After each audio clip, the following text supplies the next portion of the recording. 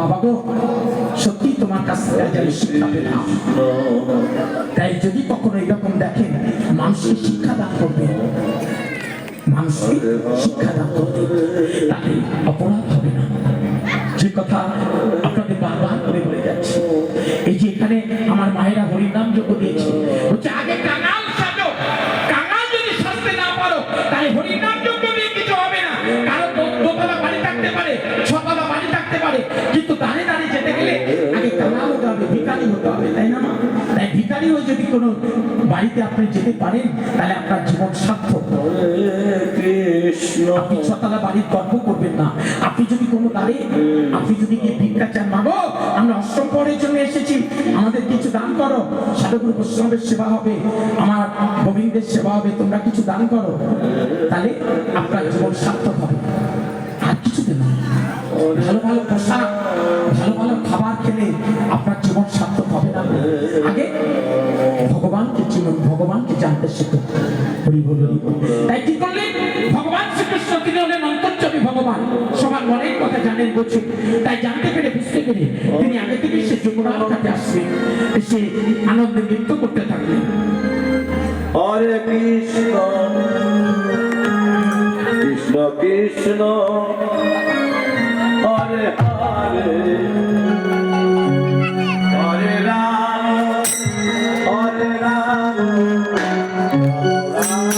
রাম হরে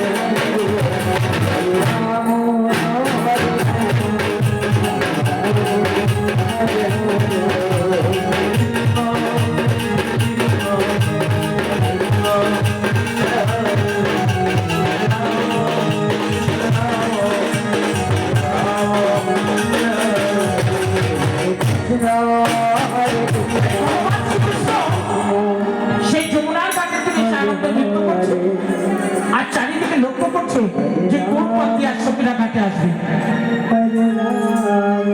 তাই যখন কাউকে দেখতে পাচ্ছেন না, তখন মনে মনে ভাবছিস, আমি কি বোকা, আমি কিনা একা একাই যমুনার ঘাটে থেকে নৃত্য করছি। কোথায় আমার রাধারানী, কোথায় ললিতা, বিশাখা, চক্রবর্তী, ইন্দুলেখা, রঙ্গদেবী, সুদেবী, এরা সব কোথায়? আমি বুঝতে পেরেছি, আজ আমি তোমাকে ডাকি বলে তোমরা আসছো না, তাই তো? ঠিক আছে, এই যমুনা ঘাটের থেকে আজ আমি তোমাদের নামে মুরলীর ধ্বনি করবো, দেখি তোমরা কি করে বলে ডাকতে পারো। তাই আজ কি করবেন? আজ ভগবান শ্রীকৃষ্ণ সেই যমুনা ঘাটের থেকে আজ মুরলীর ধ্বনি করা।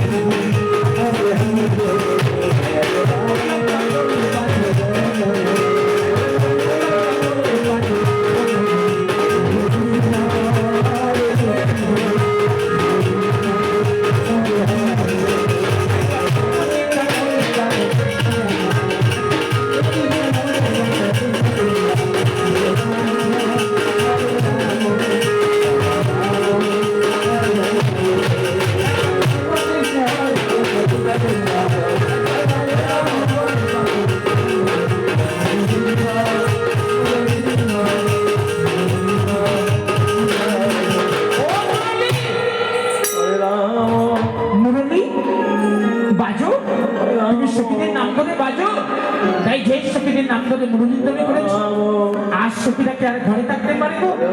যে যা কর্ম করছিল সমস্ত কর্ম ফেলে রেখে হরে কৃষ্ণ বলছিটাকে করে সেই যমুনার কাছে চলেছে জলমাচ্ছল করে।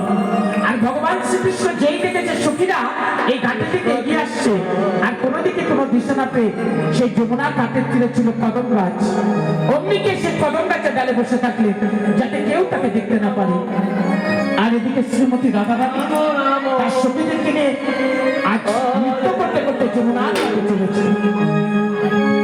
হরে কৃষ্ণ হরে কৃষ্ণ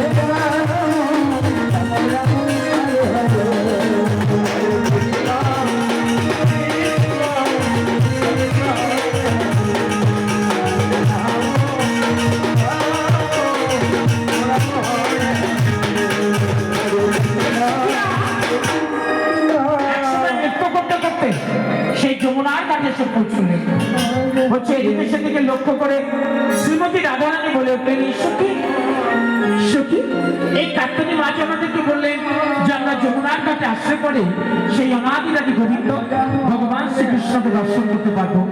ওই তাকে তো দেখতে পাচ্ছি না, তাই একসাথে বলছি কি জানি কাত্তনী মাকে তাহলে আমাদেরকে ভুল কথা বললেন। অমনি তার মুখটি চেপে ধরেছে, বলছে নারী সখী না, ও কথা বলিস না রে, কাত্তনী মা কখনো ভুল কথা বলতে পারেন না। আমার মনে হয় কি জানিস, আমার মনে হয় তিনি আগে থেকে এসে কোথাও লুকিয়ে বসে আছেন, আমরা তাকে দেখতে পাচ্ছি না। তাই না আমরা যখন ঘাটে এসেই পড়েছি, আর তিনি এখন এসেছেন কিনা আমরা এই যমুনার ঘাটের তীরে তমাল বাগানের ধারে ধারে একটু খুঁজে দেখি। বলছে হ্যাঁ তাই করি চল। তাই সবাই মিলে আর সেই তমাল বাগানের ধারে ধারে খুঁজে খুঁজে দেখছেন। হরে হরে রাম রাম রাম হরে কৃষ্ণ হরে